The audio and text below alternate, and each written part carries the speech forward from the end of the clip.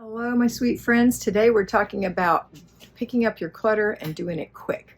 You know, sometimes, all the time, I talk about doing a declutter where you're throwing away, putting away, giving away. You're thinking about, do you need, love, use, want these items or not? Today we're going to talk about a quickie.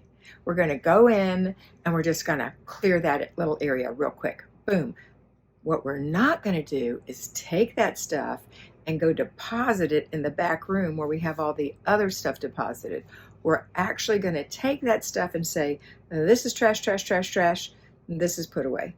And I'm not going to worry about giveaway today. I just want to clear this area. Let's take care of it quick.